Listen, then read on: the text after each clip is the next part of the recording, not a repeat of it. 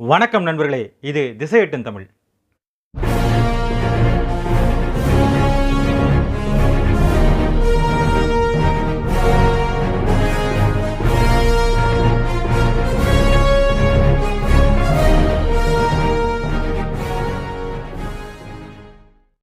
இந்த சேனல் வழியாக உங்களை சந்திக்கிறதுல ரொம்பவே மகிழ்ச்சி. இந்த சேனலில் நம்ம நிறைய புத்தகங்களையும் எழுத்தாளர்களையும் அறிமுகம் செஞ்சுருக்கோம். அந்த வகையில் இன்றைக்கி நம்ம பார்க்கக்கூடிய புத்தகம் என்ன அப்படின்னா, தாழ பறக்காத பரத்தையர் கொடி. இந்த கட்டுரை தொகுப்புடைய ஆசிரியர் யார் அப்படின்னா பிரபஞ்சன் அவர்கள். இது டிஸ்கவரி புக் பேலஸின் வழியாக வெளிவந்திருக்கு. நண்பர்களே, பிரபஞ்சன் அவர்களை பற்றி நம்ம இந்த சேனலில் ஏற்கனவே ஒரு கட்டுரை தொகுப்பு அறிமுகம் பண்ணியிருக்கோம்.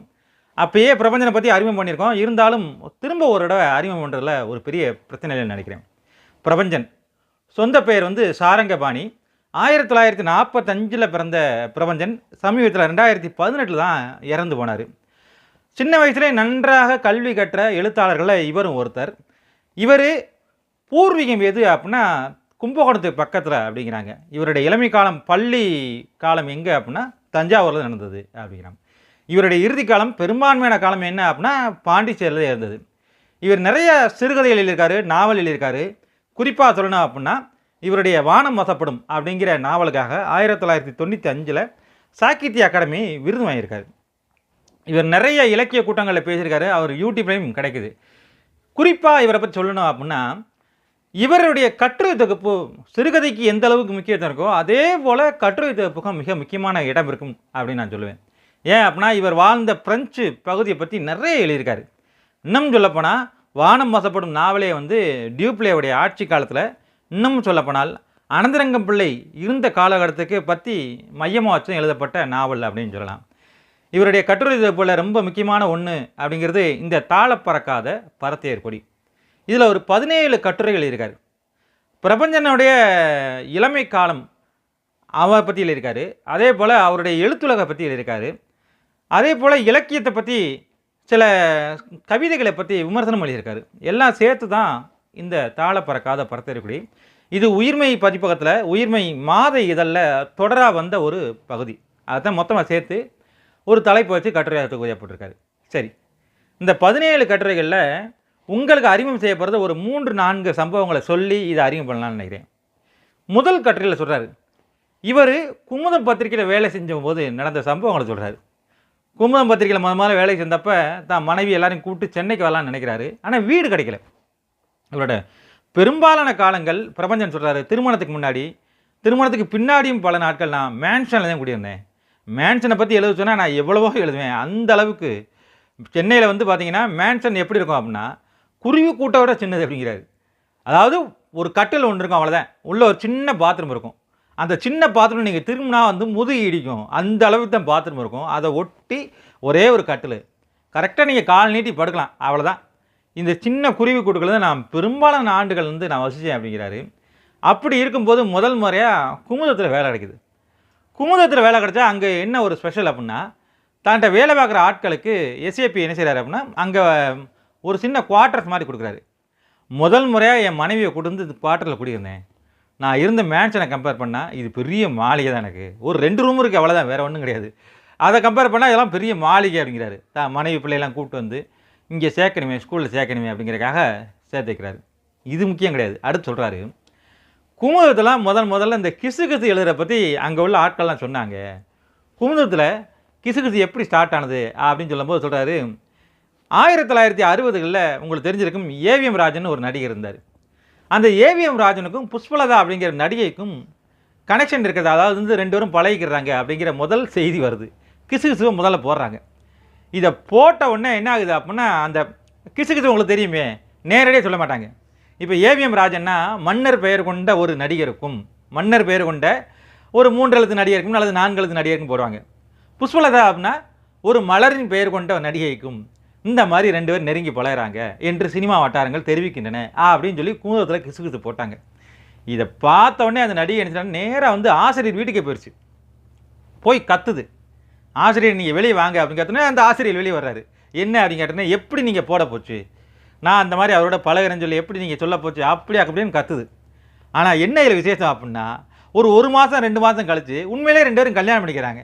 முதல் கிசுகிசு பழிச்சது வந்து இப்படி தான் பழிச்சது அப்படின்னு சொல்லி கிசுகிசத்தை பற்றி ஒரு கட்டுரை எழுதுறாரு. அதுக்கடுத்து கட்டுரை என்ன செய்கிறாரு அப்படின்னா, தன்னுடைய இளமை காலத்தில் சின்ன குழந்தையாக இருக்கும்போது பாண்டிச்சேரியில் இருந்ததை பற்றி எழுதுறாரு. ரொம்ப ஆச்சரியமாக இருக்குது. அம்மை நோயை பற்றி எழுதுறாரு. 1950களில் இவர் சின்ன குழந்தையாக இருக்கார். அதாவது 1ஆவது 2ஆவது படிக்கிற வயசு.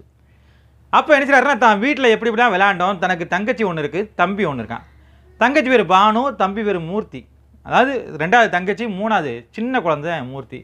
எப்பயுமே சேர்ந்து விளையாடுறோம். ஆனால் எனக்கு தெரியாமல் போச்சு, என் தங்கச்சிக்கும் என் தம்பிக்கும் பின்னாடியும் மரணம் வந்துக்கிட்டே இருக்கிறது அப்படிங்கிறது எனக்கு அப்போ தெரியவே இல்லை. ஒரு நாள் கோடை காலத்தில் மே மாதம் லீவ் விட்டுறாங்க. மே மாதம் லீவு தான் எல்லாருக்குமே கொண்டாட்டமாச்சு.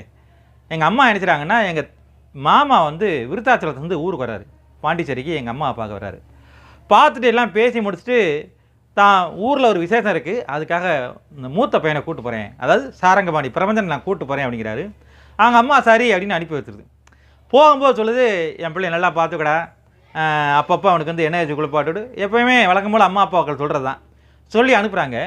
இந்த பானுமதி அப்படிங்கிற சின்ன பொண்ணு நினச்சின்னா தங்கச்சி வந்து அழுகுது. நானும் போவேன், அண்ணன் கூட போவேன்னு கத்துது.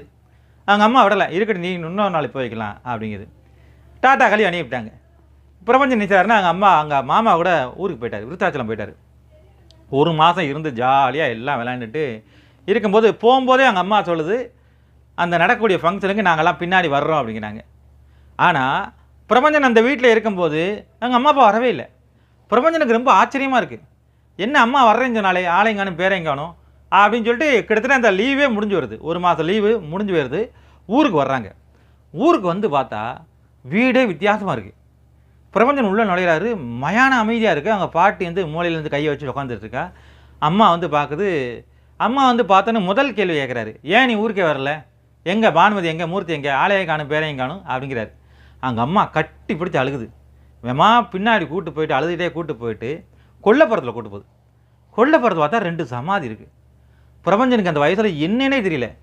என்னது அப்படிங்கிறாரு. உடனே அந்த அம்மா சமாதி மேலே தலையை வச்சுட்டு அழுகுது. இங்கே பாருடி உங்கள் அண்ணன் வந்துட்டான், நீ இப்படி போயிட்டேடின்னு தலையில் வச்சு அழுகுது. என்ன அப்படின்னா, இந்த மே மாதத்தில் பிரபஞ்சன் சொல்கிறாரு, எப்பயுமே 1950களில் அம்மை நோய் வரும். கொத்து கொத்தா மனுஷங்க சாவாங்க. அம்மை நோய்க்கு மருந்தே இல்லை. அப்போது வந்து ஒரு வீட்டில் ஒருத்தாளுக்கு வந்தால் எல்லாருக்கும் வந்துடும், பரவிடும், யாராவது ஒரு ஆளை விடும், மற்ற அத்தனை பேர் இறந்து போயிடுவாங்க. குறிப்பாக குழந்தைகளுக்கு அம்மை நோய் வந்தால் ஒன்றுமே பண்ண முடியாது, கொத்து கொத்தா இறந்துடுவாங்க. எனக்கு ரொம்ப பேர் அதிர்ச்சியாக போச்சு. என் கூட பிறந்த தங்கச்சியும் இல்லை, தம்பியும் இல்லை, 2 சமாதி பின்னாடி இருந்தது அப்படிங்கிறாரு. ஒரு கட்டுரை அப்படிங்கிறது வந்து என்ன அப்படின்னா ஒரு ஆவணம் அப்படின்னு சொல்லலாம். இன்றைக்கி நம்ம கொரோனா வந்துருச்சு, கொரோனாலேருந்து தப்பிச்சிட்டோம். எவ்வளவோ டெக்னிக்கல் அவசியம் வந்துருச்சு, மருத்துவத்துறை எங்கேயோ போயிடுச்சு. கொரோனா காலத்தில் நிறைய பேர் இறந்தாங்க. இன்னொரு 10 ஆண்டுகளில் மறுபடியும் கொரோனா வந்தால் கூட நம்மளுக்கு பிரச்சனையே இல்லை. அது இன்றைக்கி அம்மை எப்படி இருக்கோ அதே மாதிரி தான் மறுபடியும் கொரோனா போயிடும். இன்றைக்கி அம்மைங்கிறது ஒரு விஷயமே கிடையாது. ஒரு ஊசி போட்டால், ஒரு இன்ஜெக்ஷன் போட்டால் ஈஸியாக சரியாக போயிடும். அம்மை யாரும் பொருட்படுத்த கூட கிடையாது. ஆனால் 1950களில் அம்மையில் வந்து ரொம்ப கூடிய நோய். அதனால தான் என்ன செய்கிறாரு அப்படின்னா பதிவு பண்ணுறாரு. அவ்வளோ தூரம் அவன் எல்லாருக்கும் போயிருக்கு. என் வீட்டிலேயே இழப்பு வந்துருச்சு அப்படிங்கிறாரு. அற்புதமான கட்டுரை. இன்னொரு கட்டுரை சொல்கிறாரு, 2 பெண்மணிகள்னு சொல்கிறாரு. நம்ம சொல்கிறோம் இன்றைக்கி லஞ்சம் ஊழல் அப்படி இப்படிங்கிறோம். என்னமோ லஞ்சம் ஊழல் இன்றைக்கி தான் வந்த மாதிரி. அவர் சொல்கிறாரு பிரெஞ்சு காலத்தில் வந்துருச்சு, அதுக்கு முன்னாடி பிரிட்டிஷ் காலத்தில் வந்துருச்சு அப்படிங்கிறாரு. ஃப்ரெஞ்சில் 2 பெண்மணிகள் பற்றி சொல்கிறாரு. ஒரு பெண்மணி பேர் லான் அப்படின்னு பேர். அந்த லான்கிற பெண்மணி ஃப்ரெஞ்சுக்கார அப்பாவுக்கும் இந்திய தாய்க்கும் பிறந்த ஒரு பொண்ணு. இங்கே தான் வளருது. ஒரு நாள் என்ன செய்யணும், கடற்கரையில் போய் ஒரு கப்பலை பார்த்துக்கிட்டே இருக்குது. கொஞ்சம் வளர்ந்துருச்சு, பருவம் வளர்ந்துருச்சு. கப்பலை பார்த்துட்டு கப்பலில் நிறைய பேர் வர்றாங்க. அன்றைக்கி தான் இந்த லான் அப்படிங்கிற அந்த பொண்ணு அங்கே அம்மா கூப்பிட்டு போய் உனக்கு இன்றைக்கி பொண்ணு வாங்க வர்றாங்க அப்படின்னு சொல்லி ஓன்சான் அப்படிங்கிற பெரிய வியாபாரி, ஃப்ரெஞ்சு வியாபாரி, அந்த வியாபாரிக்கு கட்டி கொடுக்குறாங்க. கட்டி கொடுத்தா பெரிய மாளிகையில் இருக்குது. ஏன்னா பெரும் வியாபாரியில் வணிகர் அவர் வந்து. அப்படி இருக்கும்போது அடிக்கடி அவரை பார்க்க ஒருத்தர் வந்துக்கிட்டே இருக்கார். அவர் துருதுருன்னு இருக்கார். இந்த பொண்ணுக்கு பிடிச்சி போயிடுது. அதாவது தான் புருஷனை பார்க்க ஒருத்தர் வர்றாரு. அவர் பேசுகிறது, அவருடைய கோல் இலக்கு எல்லாம் பார்த்தீங்கன்னா ரொம்ப ஆச்சரியமாக இருக்குது. அவர் வெறும் டியூப்ளே. அந்த டியூப்ளெக்ஸ் என்னகிறாருன்னா பேசும்போது சொல்கிறார், எனக்கு ஒரு பெரிய கனவு இருக்குது, நான் பெரிய ஆளாக வரணும் அப்படிங்கிறார். இதை பார்த்துக்கிட்டே இருக்குது இந்த லான் வந்து. சே, ரொம்ப அற்புதமான மனுஷன் அப்படின்னு நினைக்கிது. அவர் கணவன் இல்லாதப்போ அவர் வந்து பேசிக்கிட்டு இருக்கு. இவருக்கு ரொம்ப பிடிச்சி போயிடுது. ஒரு நாள் என்ன செய்கிறார் அப்படின்னா, இந்த டியூப்ளெக்ஸு ஃப்ரெஞ்சிலேருந்து வியாபாரம் பண்ணி பெரிய ஆளாக போய் அரசாங்கத்தில் ஒரு பொறுப்புக்காக என்ன செய்கிறாருன்னா வங்காளம் போயிடுறாரு, கல்கத்தா போயிடுறாரு. கல்கத்தா போனால் அவருக்கு பெரிய மாளிகை கொடுத்துட்றாங்க. அங்கேருந்து அந்த நதியை பார்த்துக்கிட்டே இருக்கார். இவருக்கு ஒரு ஆசை வருது, தான் ஃப்ரெண்டு ஓன்சானையும் கூப்பிடுவோம் அப்படின்னு சொல்லிட்டு ஓன்சானா எதுக்கு அவனோட மனைவி பார்க்குறக்காக அவனே கையோட கூட்டு வந்துடுறாரு. நீ இங்கே வந்து பிஸ்னஸ் பண்ணு, நான் ஹெல்ப் பண்ணுறேன் அப்படிங்கிறாரு. அந்த சாக்கில் வச்சு லானும் சேர்ந்தே வந்துடுது. சேர்ந்து வந்து எல்லோரும் பழகிக்கிட்டு இருக்காங்க. ஒரு நாள் என்ன ஓன்சான் நினைச்சாருன்னா வணிக ரீதியாக ஃப்ரெஞ்சுக்கு போயிட்டு கப்பலை திருப்பி வரும்போது நோய்வாய்ப்பட்டு இறந்தே போயிடுறாரு. இந்த டியூப்ளக்ஸ் நினைச்சாருன்னா தான் நண்பன் மனைவியை கிறிஸ்துவ மறுபடியும் கல்யாணம் பண்ணிக்கிறார். கல்யாணம் பண்ணி மறுபடியும் பாண்டிச்சேரி வர்றாங்க. அதாவது தான் சொந்த இடத்துக்கே அது வருது. வந்தனா கவர்னர் ஆகிட்டார். இப்போ வந்து டியூப்ளக்ஸ் வந்து தான் வந்து கவர்னருடைய மனைவி அப்படிங்கிற கர்வம் இந்த பொண்ணுக்கு ரொம்ப இருக்குது. தான் தான் பெரிய ஆள் அப்படிங்கிற மாதிரி என்ன மரியாதை கொடுப்பாங்க இல்லையா, அதுக்கு ரொம்ப பிடிச்சி போயிடுது. இருந்த உடனே என்ன ஆகுது அப்படின்னா ஒரு போஸ்டிங் ஒன்று வருது. என்ன போஸ்டிங் அப்படின்னா துபாஷி அப்படிங்கிற போஸ்டிங். துபாஷினா 2 மொழி பேசுகிறவர், ஃப்ரெஞ்சும் பேசுவாங்க, தமிழும் பேசுவாங்க. அதாவது கவர்னர் கூடயே இருந்து தமிழில் வர்ற ஆட்களுக்கு டிரான்ஸ்லேட் பண்ணுவாங்க. இவன் என்ன கேட்குறான் அப்படின்னா இவர் நினச்சாருன்னா ஃப்ரெஞ்சில் சொல்லுவார். இப்படி சொல்கிறக்கூடிய அந்த போஸ்ட் ஒன்று காலியாகிடுது. காலியாக வந்தோடனே கனக முதலி அப்படிங்கிற ஒருத்தர் நினைச்சாருன்னா இந்த போஸ்ட்டுக்கு பணம் தர்றேன்னு முன்னார். அதாவது துரைசாணி அம்மாவுக்கு அந்த லானுக்கு அவர் அணுகிறார். போய் என்ன சொல்கிறாருன்னா உங்களுக்கு நான் 1500 வராகன் தர்றேன். ராஜாவுக்கு துறைக்கு நினைச்சாருன்னா ஒரு 3800 வராகன் தர்றேன், அந்த போஸ்டிங் எனக்கே கொடுங்க அப்படிங்கிறாரு. இந்த லான் யோசிக்குது. இத்தனை நாளும் டியூப்ளெக்ஸு தான் புருஷன் பக்கத்தில் அனந்தரங்க பிள்ளை இருந்தார். அவர் இருந்தால் நல்லாயிருக்கும். ஆனால் சும்மா அந்த போஸ்ட்டை கொடுக்கூடாது, நம்ம கூட இருந்தவருங்கிறக்காக ஓசியில் எல்லாம் கொடுக்கூடாது அப்படின்னு சொல்லிட்டு அனந்தரங்க பிள்ளைகிட்ட போய் சொல்லுது.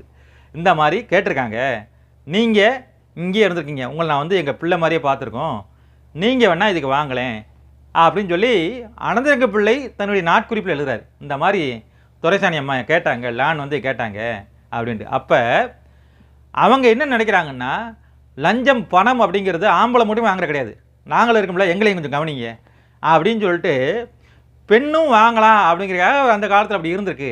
ஊழல் லஞ்சம் அப்படின்னு நான் சொல்கிறோம். ஒரு போஸ்டிங்காக இன்றைக்கி அடிக்கடி நடக்குது. இந்த போஸ்டிங் எனக்கு வேணும், இத்தனை லட்சம் தர்றோங்கிறாங்க. அது இன்றைக்கி வந்து இல்லை, பிரெஞ்சுக்காரன் காலத்தில் இருந்திருக்கு. அப்போ இந்த 2 பெண்களை பற்றி சொல்லும்போது சொல்கிறாரு. அது ஒரு ரொம்ப ஆச்சரியமான தகவலாக இருக்குது. கடைசியில் என்ன செய்கிறாருன்னா பரத்தையர்களை பற்றி தனியாகவே பேசுகிறாரு. அவங்க அந்த காலத்தில் எப்படி இருந்தாங்க, சங்க இலக்கியத்தில் என்னென்ன மாதிரிலாம் மோசமாக அவங்க நடத்துனாங்க, எப்படி அவங்க வர்றாங்க அப்படின்னு. முதல்ல வந்து மன்னருடைய ஒழுக்கமே என்ன அப்படின்னா போர் செஞ்சு அவங்கள கொன்று ஓட்டு அங்கே உள்ள பெண்களை கூட்டுறாரு. அதனால தான் ராஜாவோட அந்த படத்தில் பார்த்தீங்கன்னா 100கணக்கான பெண்கள் இருந்தால் சொல்கிறாங்க. என்ன காரணம் அப்படின்னா அடிமையாக கூட்டு வந்துடுது. ஒரு குறிப்பிட்ட பேருக்கு மேலே பெண்களை வச்சுக்கூட முடியாது. சரி, அந்த மிச்ச பேரை என்ன செய்யலாம், மிச்ச பேரை கோயிலுக்கு அனுப்புங்க. நாங்கள் அந்த கோயிலுக்கு அனுப்புகிற அந்த பெண்களுக்கு பேர் தளிப்பெண்டின்னு பேர், அவங்களுக்கு வச்ச ஏரியா பேர் தளிச்சேரின்னு பேர். அதனால ராஜராஜ சோழன் காலத்தில் பெரிய கோயிலில் அவ்வளோ பேர் இருந்தாங்க அப்படின்னு சொல்கிறாங்க. அந்த தளிப்பெண்டியர்களை பூரா நினைச்சாங்கன்னா ஒவ்வொரு கோயிலையாக ஆரம்பித்துறாங்க. காலம் கடக்க கடக்க கோயிலோட வருமானம் குறைய குறைய இவங்க வாழ்க்கை ரொம்ப தெருவுக்கு வந்துடுது அப்படிங்கிறாரு. அந்த காலத்தில் நம்ம சொல்கிறோம் சங்க காலம் சூப்பர், பொற்காலம் அப்படி இப்படிங்கிறோம். அந்த காலத்தில் பார்த்தீங்கன்னா பரத்தையர்கள் பற்றி அவ்வளவு கேவலமாக எழுதியிருக்காங்க. ஒரு தலைவியை பற்றி ஒரு அகநானூறு பாட்டு வருது. அந்த தலைவிக்கு அட்வைஸ் பண்ணுற தோழி, நீ தலைவன் பரத்தையர் வீட்டுக்கு போனனால அவன் கூட கோச்சுக்கிட்டே அப்படின்னா உனக்கு நரகம் தான் கிடைக்கும், நீ வந்து அவனோட சகிச்சுக்கிட்டு வாழணும் அப்படிங்கிறான். பரிபாடலில் ஒரு வாழ்த்து சொல்லுதான், ஒரு பாட்டு சம்பவம் சொல்கிறாரு. தலைவியோடைய வளையல் எடுத்து தான் இன்னொரு லவ்வருக்கு கொண்டே கொடுத்தான். யார்? தலைவன். தான் பொண்டாட்டியோட சுருக்கமாச்சுன்னா இப்படி சொல்லலாம், தான் பொண்டாட்டியோட நகை எடுத்து இன்னொரு லவ்வருக்கு கொண்டே இவன் கொடுத்தான், அந்த வளையலை கொண்டே கொடுத்தான். இதை தலைவியோட தோழி பார்த்துட்டா, விரட்டுறாங்க. யார்? தலைவியோட தோழிகள் பூரா சேர்ந்து விரட்டுறாங்க. அந்த பொம்பளை போட்டு விரட்டி எடுத்து, இது யாருடைய வளையல் தெரியுமா, என் தலைவியோட வளையல், கொண்டா அப்படிங்கிறாங்க. அப்போ அந்த பொண்ணு சொல்லுதான், யார்? உன் தலைவனே என்கிட்ட மாட்டிக்கிட்டு இருக்கான், முடிஞ்சால் அந்த வளையல் நீ வாங்கிட்டு போ, ரைட், ஒன்றும் பிரச்சனை இல்லை, ஆனால் உன் தலைவனை என்கிட்ட மீட்டு எடுத்துகிட்டு பார்ப்போம் அப்படின்னு சவால் விடுது அந்த பொண்ணு. வந்து அந்த அளவுக்கு சங்க காலத்தில் இருந்தது அப்படின்னு சொல்லி பரத்தையர்களை பற்றி சொல்கிறாரு. காலத்தில் ஏற்றப்பட்ட காலக்காற்றில் ஏற்றப்பட்ட பரத்தையரின் கொடி தாழ பரப்பதே இல்லை அப்படின்னு சொல்லி அந்த கட்டுரையை முடிச்சிருக்காரு. நிறைய சம்பவங்களை வரிசைக்கு அழுகிட்டு போகிறாரு. நான் சொன்னது ஒரு 3 சம்பவங்களை தான் சொல்லியிருக்கேன். 17 கட்டுரைகள் இருக்குது. 17 கட்டுரைகளும் அற்புதமான கட்டுரைகள். தாழ பறக்காத பரத்தையர் கொடி பிரபஞ்சன். இது டிஸ்கவரி புக் வளத்தின் வழியாக வெளிவந்திருக்கு. அவசியம் வாங்கி படியுங்கள். நன்றி, வணக்கம்.